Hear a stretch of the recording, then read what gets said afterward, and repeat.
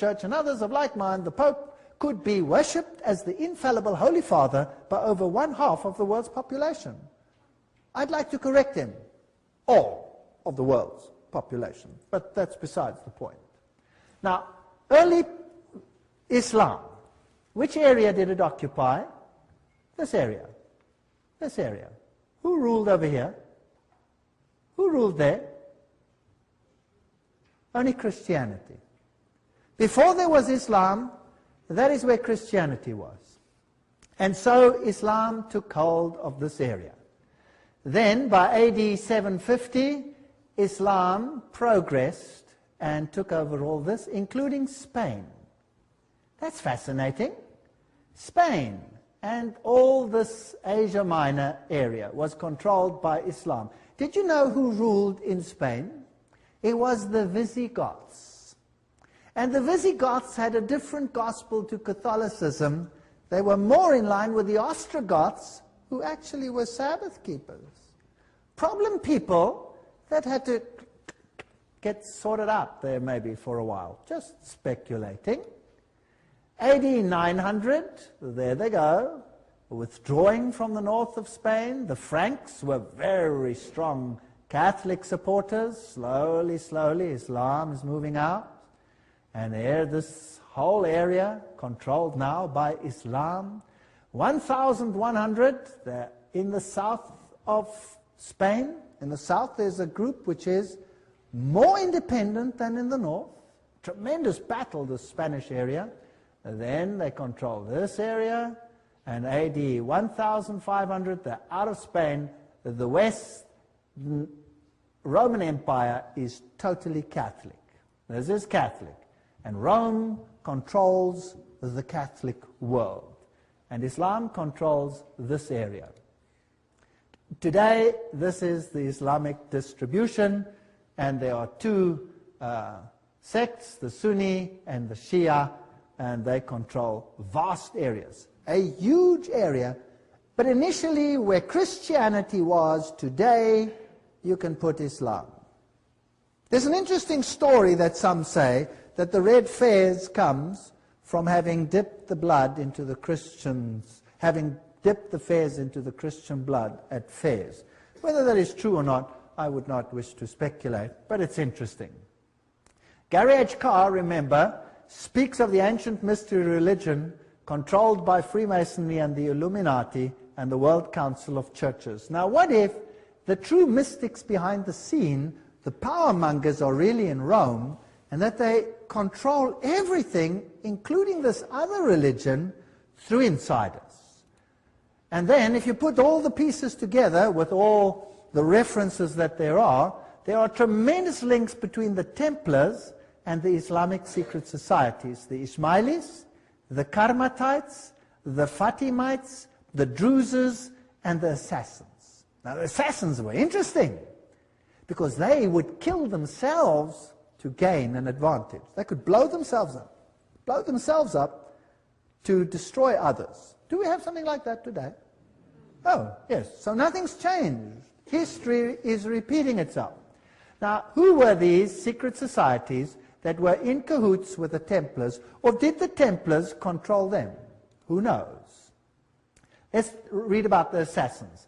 Degrees of the assassins was thus as follows. First, there was the Grand Master, known as Sheikh al-Yabal, or Old Man of the Mountain. Second, the Dial Kerbi, the Grand Priors. Third, the fully initiated Dias. Fourth, the Rashifs, the Associates. Fifth, the Fadais, devoted. Sixth, the Lasiks, or Law Brothers. And lastly, the common people, who were to be simply blind instruments. Does it sound familiar?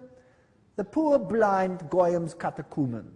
Designs against religion were, of course, not admitted by the order. Strict uniformity to Islam was demanded from all the lower rank of uninitiated, but the adept was taught to see through the deception of faith and works.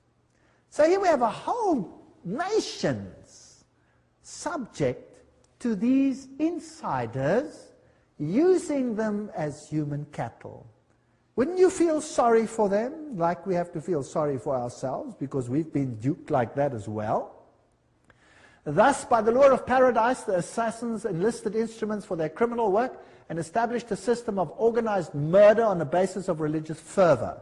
Nothing is true and all is allowed was the ground of their secret doctrine. The Jesuits have the same doctrine today, which, however, being imparted but to a few and concealed under the veil of the utmost austere religionism and piety, restrained the mind under the yoke of blind obedience. Poor people, duped by satanic insiders. Now, the Fatimites was another group that took over. The founder of the Fatimite dynasty of the Caliphs was Ubaydallah, known as Mahdi. Societies of wisdom were instituted in Cairo.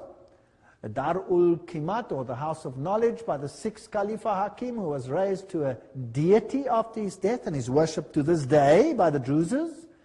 Under the direction of this man, the Grand Lodge of Cairo was formed by the Fatimites and continued the plan of Abdullah. And there were a number of degrees, 9 in all. Their method of enlisting proselytes and systems of initiation, blah, blah, blah, are absolutely those which Weishaupt used for the Illuminati. So, there's no difference between Rome and these folks. It's the same organization. Is it possible that they've used thesis and antithesis for thousands of years, if you like, to rub up the remnants of Christianity and opposition?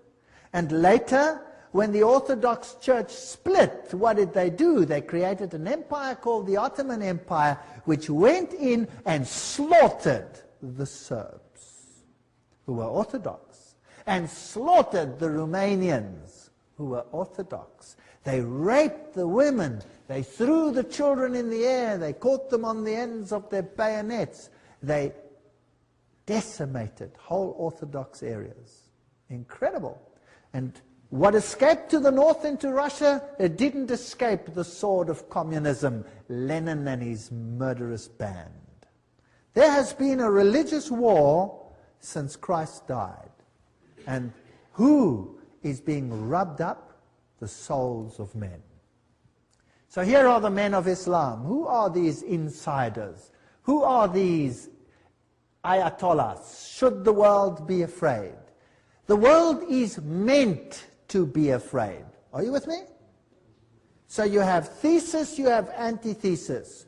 In the world wars, they said, communism is the threat. You are supposed to be afraid, so that you will accept any changes that are necessary to meet the threat.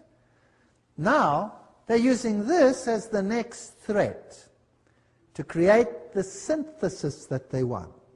They're going to rub up two religions against each other: Christianity, Judeo-Christian culture, Islamic culture, rub them up and destroy each other until what is left?